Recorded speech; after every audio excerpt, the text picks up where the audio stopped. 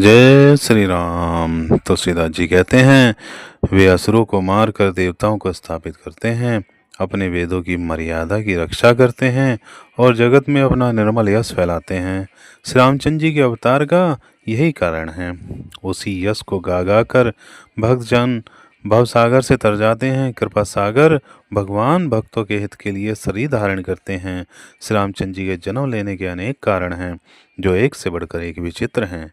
हे सुंदर बुद्धि वाली भवानी, मैं उनके दो एक जन्मों का विस्तार से वर्णन करता हूँ, तुम सावधान होकर सुनो।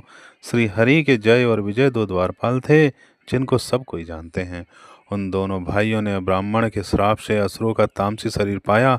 एक का नाम था हिरण्याकशिपु और दूसरे का हिरण्याक्ष। ये देवता इंद्र के गर्भ को छिड़ाने वाले सारे जगत में प्रसिद्ध हुए। वे युद्ध में विजय पाने वाले विख्यात वीर थे। इनमें से एक हिरण्याक्ष को भगवान ने वारा का शरीर धारण करके मारा, फिर दूसरे हिरण्याकशिपु का नरसिंह रूप धारण करके वध किया और अपने भक्त प्रहलाद का सुंदर यश फैलाया।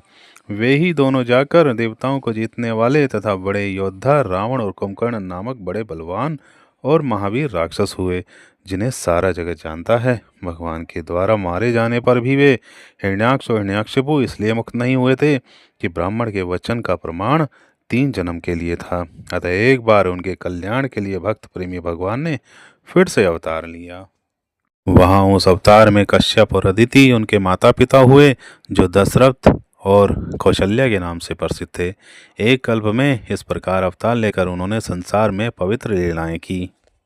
और एक बार नारद जी ने शाप दिया, अतः एक कल्प में उसके लिए अवतार हुआ।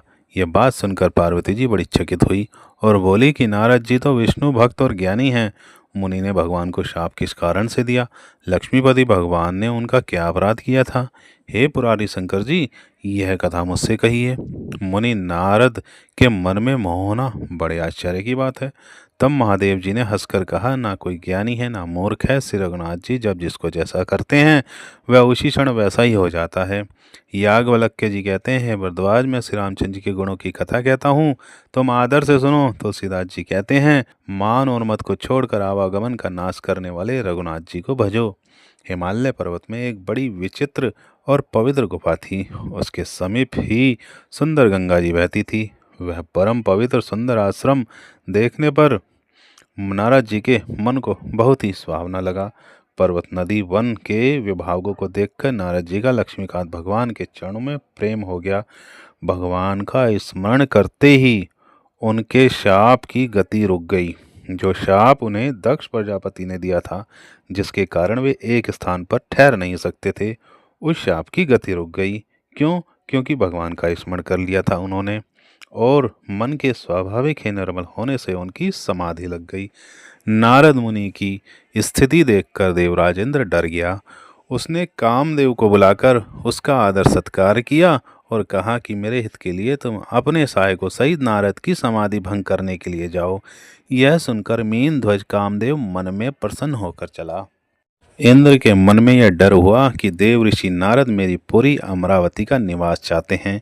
जगत में जो कामी और लोभी होते हैं, वे कुटिल कोए की तरह सबसे डरते हैं। जब कामदेव उस आश्रम में गया, तब उसने अपनी माया से वहां बसंत ऋतु को उत्पन्न किया। तरह तरह के वृक्षों पर रंग बिरंगे फूल खिल गए, उन पर कोयलें कूकने लगी और भोरे कुंजार करने लगे। कामाग्नि को भड़काने वाली 3 प्रकार की शीतल मंद और सुगंध सुहावनी हवा चलने लगी। रंभा आदि नवयुवती देवांगनाएं, जो सब की सब काम कला में निपुण थी, वे बहुत प्रकार के तानों की तरंग के साथ गाने लगी और हाथ में गेंद लेकर नाना प्रकार के खेल खेलने लगी। कामदेव अपने इन सहायकों को देखकर बहुत प्रसन्न हुआ और फिर उसने नाना प्रकार के माया जाल किए, परंतु कामदेव की कोई भी कला मुनि पर असर ना कर सकी। तब तो पापी कामदेव अपने ही नाश का भय समझकर डर गया। लक्ष्मीपति भगवान जिसके बड़े रक्षक हों, तब तो पापी कामदेव अपने ही भय से डर गया। तब अपने सहायकों समेत कामदेव ने बहुत डरकर और अपने मन में हार मानकर बहुत ही आर्त वचन कहते हुए मुनि के चरणों को जा पकड़ा। नारद जी के मन में कुछ भी क्रोध न आया।